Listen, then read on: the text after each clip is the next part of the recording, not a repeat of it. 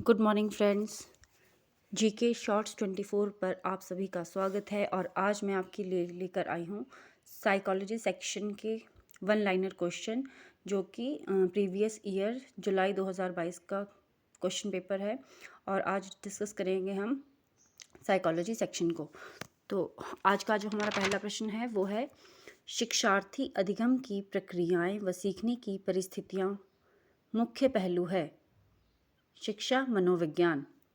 अगला प्रश्न है हमारे पास प्रयोग डैश के परीक्षण की एक विधि है। इसका उत्तर है परिकल्पना। अगला प्रश्न है हमारे पास मौके पर घट रहे व्यवहारों को उसी क्रम में लिखना डैश कहलाता है।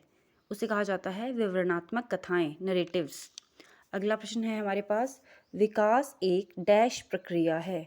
विकास क्या है? एक सतत प्रक्रिया, कॉन्टिन्यूस प्रोसेस। अगला प्रश्न है हमारे पास जीन पियाजे का बाल विकास का सिद्धांत किस विकास पर आधारित है? Cognitive development. अगला प्रश्न है हमारे पास एक शिक्षिका अपने शिक्षार्थियों के लिए विभिन्न अधिगम शैलियों को ध्यान में रखते हुए विभिन्न प्रकार के प्रकारों का उपयोग करती है, वह प्रभावित है गार्डनर के बहुबुद्धि सिद्धांत से। अगला है प्रश्न है हमारे पास भारत में प्रथम मनोविज्ञान की प्रयोगशाला कब स्थापित हुई? और जो ये प्रश्न है ये बहुत ज़्यादा इम्पॉर्टेंट है और कई सालों से जो है हर बार क्वेश्चन में मतलब टैट के एग्ज़ाम में ये पूछा जा रहा है। तो जो इसका सही उत्तर है वो है 1916 में जो है भारत में प्रथम मनोविज्ञान की प्रयोगशाला स्थापित की गई थी और ये हुई थी कलकत्ता में एन सेन द्वारा। और जो ये एन सेन थे ये हार्वर्ड यूनिवर्सिटी से ग्रेजुएट थे। तो हमारा जो अगला प्रश्न है मनोसामाजिक विकास का सिद्धांत किसने दिया? मनोसामाजिक विकास का सिद्धांत दिया था एरिक्सन ने। अगला प्रश्न है हमारे पास कौन सा व्यक्तित्व परीक्षण नहीं है? बिने साइमन स्केल। अगला प्रश्न है हमारे पास मूर्त अमूर्त एवं सामाजिक बुद्धि का संप्रत्यय किसके द्वारा दिया गया है? ये दिया है थॉर्नडाइक द्वारा। अगला प्रश्न है बालक का विकास आनुवांशिकता व डैश की अंतः क्रिया का परिणाम होता है। ये होता है वातावरण का। अगला प्रश्न है किंडरगार्टन विधि का प्रतिपादन किसने किया? ये किया था फ्रॉबेल ने। अगला प्रश्न है हमारे पास बुद्धि व सृजनात्मकता में किस प्रकार का संबंध पाया जाता है? ये पाया जाता है पॉजिटिव रिलेशनशिप, धनात्मक संबंध। अगला प्रश्न है हमारे पास सीखने की सामग्री के रूप में निरर्थक शब्दों का प्रयोग किस मनोवैज्ञानिक ने किया? ये किया था एबिंगहॉस ने। और ये प्रश्न भी काफ़ी टाइम से जो है आपका टैट के एग्ज़ाम में पूछा जा रहा है। अगला प्रश्न है हमारे पास फ्राइड के अनुसार इदम डैश सिद्धांत पर आधारित है। ये है प्लेजर, सुख। और ये प्रश्न भी काफ़ी इंपॉर्टेंट है, आप इसे नोट डाउन कर सकते हैं। अगला प्रश्न है हमारे पास जीवन का सबसे अधिक कठिन काल माना जाता है किशोरावस्था को, एडोलसेंस को। अगला प्रश्न है हमारे पास प्रोग्रेसिव मैट्रिसेस परीक्षण किस मनोवैज्ञानिक ने विकसित किया? ये विकसित किया था रेवन ने। क्या? प्रोग्रेसिव मैट्रिसेस परीक्षण। अगला प्रश्न है हमारे पास अधिगम व्यवहार में परिवर्तन को कहते हैं जो कि अपेक्षाकृत डैश परिवर्तन होते हैं। क्या होते हैं वो? स्थायी परिवर्तन होते हैं, परमानेंट चेंजेस। अगला प्रश्न है हमारे पास उपलब्धि, संबंध, शक्ति डैश प्रकार के अभिप्रेरक हैं। ये हैं साइकोलॉजिकल, मनोवैज्ञानिक। अगला प्रश्न है हमारे पास मैस्लो के अभिप्रेरणा सिद्धांत को डैश का सिद्धांत भी कहा जाता है। इसे थ्योरी ऑफ नीड्स, आवश्यकताओं का सिद्धांत भी कहा जाता है, जो क्या है? मैस्लो के अभिप्रेरणा सिद्धांत को।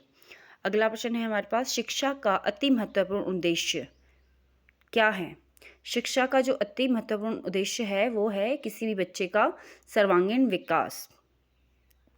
अगला प्रश्न है भाटिया बैटरी का प्रयोग किस परीक्षण हेतु किया जाता है? वैसे ये प्रश्न जो है वो मतलब आता नहीं है, पर अगर पूछा है तो ये इसके आने के चांसेस और भी ज़्यादा हो गए हैं, तो आप इसे नोट डाउन कर सकते हैं। और ये बिल्कुल अलग सा क्वेश्चन है जो काफ़ी टाइम से नहीं आया था, पर एक बार एग्ज़ाम में आया है, तो आप इसे लर्न कर सकते हैं। भाटिया बैटरी का प्रयोग किया जाता है बुद्धि, इंटेलिजेंस के लिए। अगला प्रश्न है हमारे पास अवधान एक डैश प्रक्रिया है, चयनात्मक प्रक्रिया है। अगला प्रश्न है हमारे पास निम्नलिखित में से कौन सी समाजीकरण की एक प्रमुख संस्था है? वो है परिवार। अगला प्रश्न है हमारे पास, कौन सा मूल्यांकन सतत एवं व्यापक मूल्यांकन में आता है?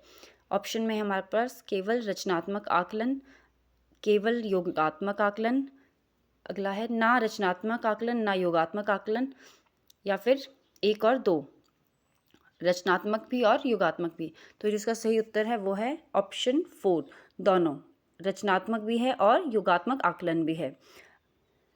फिर हमारे पास पूछा गया है, 16 वर्ष का एक बच्चा बुद्धि लब्धि परीक्षण में 75 IQ प्राप्त करता है, उसकी मानसिक आयु क्या है? तो हमने यहाँ पर जो बुद्धि लब्धि का जो है वो फॉर्मूला इसमें लिखना है, और जो वैल्यूज़ हमारे पास दे रखी हैं, जो हमारे पास IQ का फॉर्मूला है वो है MA/CA × 100। तो जो IQ कितना दे रखा है हमारे पास 75, और MA की है जो हमें मानसिक आयु क्या है हमें फाइंड आउट करनी है अपॉन में, और उसकी जो एज है वो है 16 और मल्टीप्लाई बाय 100, और इसको सॉल्व करके क्या आ जाएगा 25,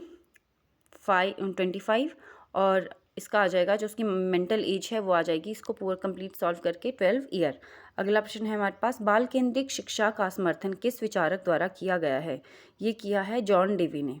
अगला प्रश्न है हमारे पास, प्याजे की कौन सी अवस्था का संबंध अमूर्त एवं तार्किक चिंतन से है? तो जो प्याजे की अमूर्त एवं तार्किक चिंतन से जो संबंध रखती है अवस्था वो है फॉर्मल ऑपरेशन स्टेज, और इसे क्या कहा जाता है औपचारिक संक्रियात्मक अवस्था भी कहा जाता है। तो अगर आपको ये वीडियो यूज़फुल लगी हो और आपको इम्पॉर्टेंट इसमें क्वेश्चन लगे हो तो आप प्लीज़ मेरे चैनल को लाइक शेयर एंड सब्सक्राइब कर सकते हैं, और अगर आप कमेंट करेंगे जो भी इसमें कुछ कमी है वो मैं इम्प्रूव करने की कोशिश करूँगी। और please like, share and subscribe my channel. Thank you.